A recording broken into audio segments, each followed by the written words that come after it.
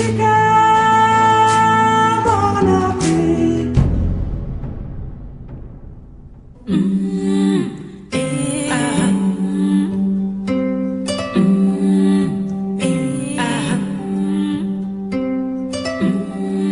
fascination with African art is nothing new to Europeans. The Duke of Burgundy bought an African idol from a Portuguese nobleman as long ago as 1480. Many of these masks and carvings have a sacred purpose. They were designed to be used in spiritual rituals and dances. They serve as objects of power, also called fetishes, to communicate with the spirit world.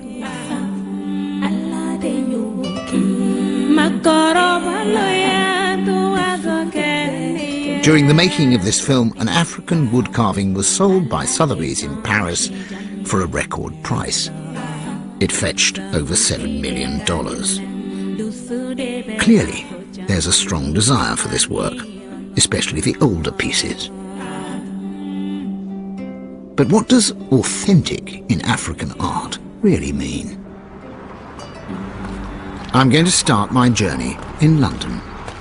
I've come to Hampstead to meet Andrew Czerniawski, who has an impressive collection of West African sculpture. I'd like to show you this because this piece is, to me, it's an absolutely wonderful piece of art.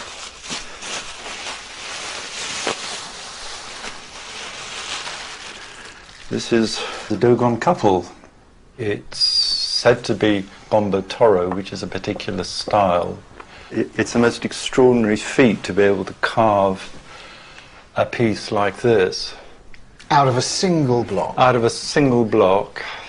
And do you know what it represents? It's said to represent all sorts of things, including the ideal coupling, which is twins. The fact that it's been used, is that an important thing? Yes, it has sacrificial offerings on it, it has blood. There's something very powerful about work which has had an important function. It gives it an extra charge. How long, when you saw it, did it take you to decide that you personally wanted to own this? Oh, this was, I had to look beyond the state the piece was in, but fortunately I was able to see, about 1 or 2 seconds, essentially.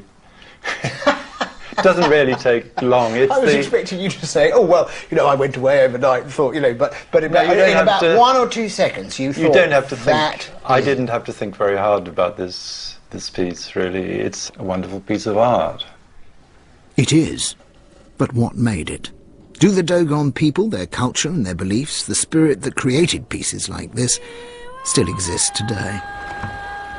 I'm travelling to the heart of West Africa to find out.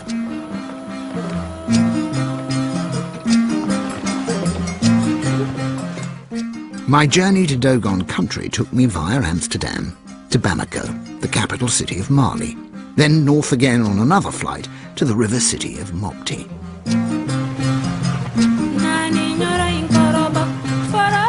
The Niger, one of Africa's greatest rivers, has always been a life-giving artery, as well as a vital trade route in this landlocked part of Africa. In the 15th century, Islamic armies swept across this region.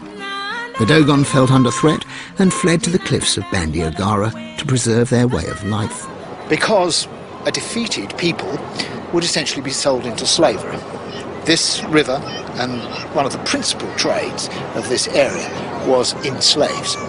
Dogon villages built high up against the cliffs provided excellent fortresses against marauding slave traders and the advancing armies of Islam. I've come to the traditional meeting place, a low-ceiling structure called a togona, to pay my respects to the village elders. Ici, il y a les artisans. Nos jeunes font les artisans. Nous-mêmes, nos jeunes, les jeunes de ce village travaillent pour les togona. Kundu is a village of less than 40 families, and I gather that today virtually all the men here work as sculptors and carvers. I've got with me from London some pictures of the Dogon twins that I'm keen to hear the elders' views on. Qu'est-ce que c'est? Ça, c'est Telem, copie de Telem. Je ne sais pas si c'est... Copie de Telem. Oui, copie de Telem. Everybody is intrigued by Andrew's statue, although they come to no fixed conclusion on its origins or significance. But one word I hear repeatedly is Telem, and it sets me off on a new line of inquiry.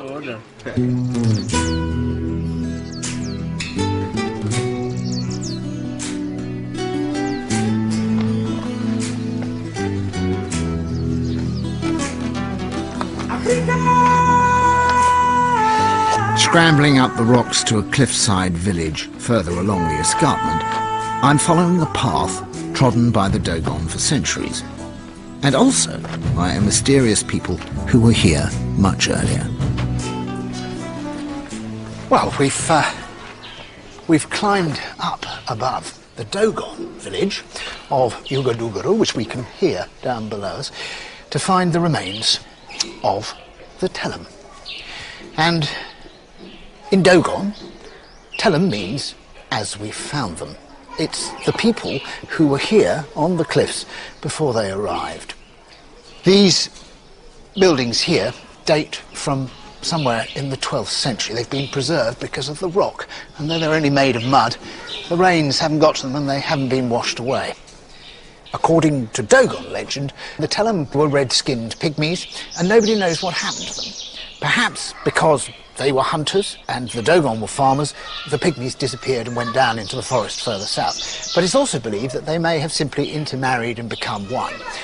But either way, there was an influence of the ancient culture on the new culture. And when people here look at Andrew's statue, they say, ah, Telem. It doesn't mean that it was made by the Telem. What they mean is that it was influenced by something very old.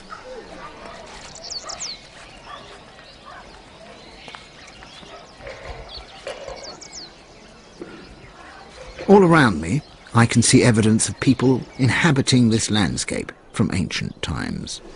The oldest cloth ever found in sub-Saharan Africa, funeral shrouds made of cotton in the 11th century, were discovered in caves in the cliff.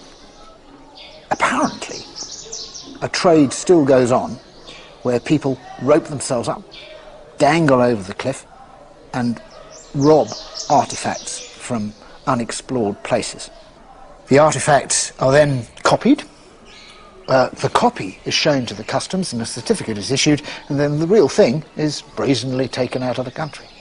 Ever since the French anthropologist Marcel Guyot came here in the 1930s, the Dogon people have been observed and recorded by more anthropologists and academics than probably any other society across Africa. And yet there are still mysteries and huge areas of dispute amongst the experts as to the significance and meaning of many aspects of Dogon culture. Anthropology is, as they say, a tale of two cultures, that of the recorder and the recorded. This dance apparently has its roots in the secretive nocturnal Awa funeral dance. The primary purpose of the dance was to lead the souls of the deceased to their final resting place. But Noam explained that what we were now seeing was in fact an adaptation, and that the dance was performed not at night away from watchful eyes, but in broad daylight, for outsiders and tourists. However, it's extraordinarily powerful. There's no doubt about that. What I'm seeing is something which has, for me, the great virtue of showing that you cannot really understand the art of this sculpture and these masks until you see this dance.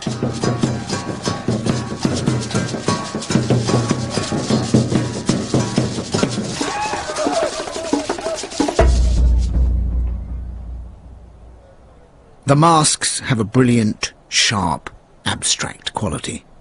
A bold simplicity of design that communicates on a visceral level. Anthropologists have recorded about 78 distinctly different mask designs, and it's a number that's increasing as new masks are made for the roles of new characters. In the 1950s, for instance, during the French colonial period, the character of the commandant or government official appeared. But Western interest in these masks and dances has, in a way, stagnated them. Tourists don't want to see the new masks, only the so-called traditional ones, and so a sort of heritage culture is beginning to be kept alive.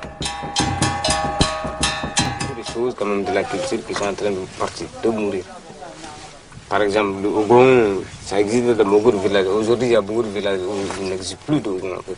Pour l'instant, le Dogon est en train de subir une mutation culturelle, en fait.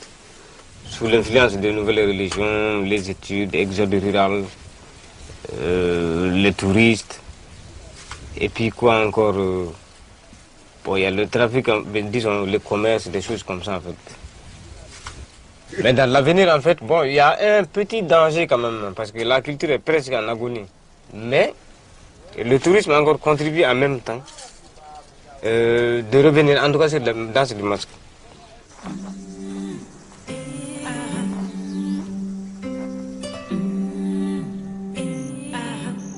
Noam's prediction that Dogon culture might be on the brink of extinction was a stark message that I may have arrived too late.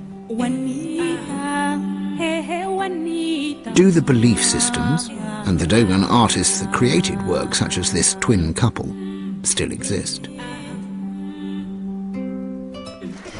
Monsieur, bonjour. The man I've come to see, Antuba Dara, is the local blacksmith. In Dogon culture, blacksmiths are revered and hugely respected because they're believed to have special powers. They can invoke rain, they're healers, and they have the almost magical ability of being able to conjure metal from the ground.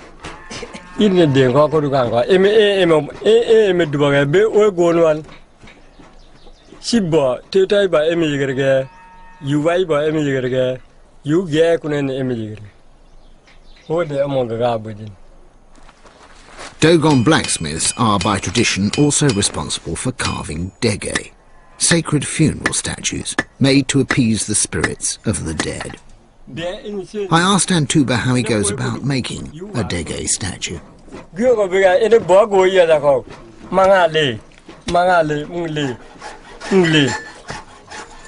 What Antuba is explaining to me is it is necessary when making certain forms of statue to involve Nyama, the great life force, in those statues. Partly because people are not as animist as they were, these statues simply aren't made anymore in the same numbers. But he made one recently for people in another village, and those people had heard of his capabilities, his creative impulses, the fact that he would do it correctly, making sacrifices here, and so they came to him to make it. We can't see that statue because it's an entirely private matter. But one of the key reasons I've come to Dogon country is to see if these special statues, the ancestor dege, which are used as fetishes to communicate with the spirit world, are still in use. I now find out that, though now rare, they do still form part of Dogon tradition.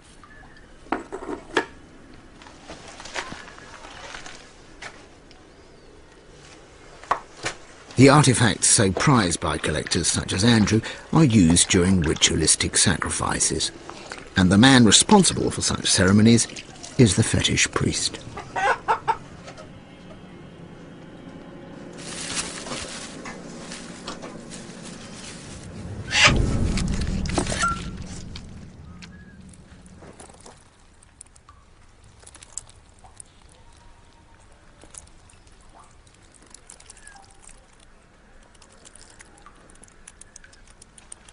The sacrifice that we've just seen is to ensure a good harvest next year.